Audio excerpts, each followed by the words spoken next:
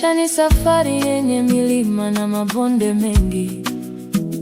Huwezi tembea peke yako ukafika mwisho wa safari.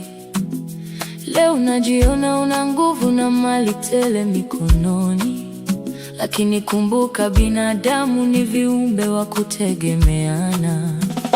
Mtu ni watu, usitenge nafsi yako na wenzio. Upendo ndio nguzo inayotushika sote tusianguke. Mtu ni watu, usitenge nafsi yako na wenzio. Upendo ndio nguzo inayotushika sote tusianguke. Ukijenga ukuta wa kiburi kuzunguka moyo wako, utajikuta peke yako siku ya dhoruba na upepo. Fungua milango ya roho, karibisha wenye shida, maana mkono utoao ndio mkono unaobarikiwa zaidi. Mtu ni watu, usitenge nafsi yako na wenzio. Upendo ndio nguzo inayotushika sote tusianguke.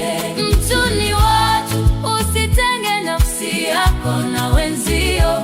Upendo ndio nguzo inayotushika sote tusianguke.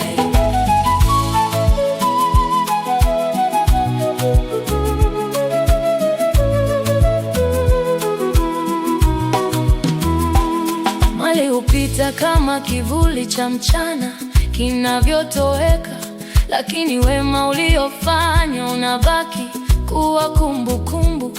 Usiwadharau wadogo kwa sababu ya cheo chako leo. Huwezi jua ni nani atakaye kushika mkono kesho. Mtu ni watu, usitenge nafsi yako na wenzio. Upendo ndio nguzo inayotushika sote tusianguke. Mtu ni watu, usitenge nafsi yako na wenzio.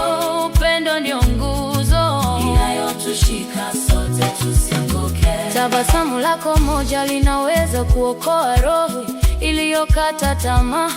Neno lako la faraja ni chakula kwa mwenye njaa ya upendo. Usiishi kama kisiwa katikati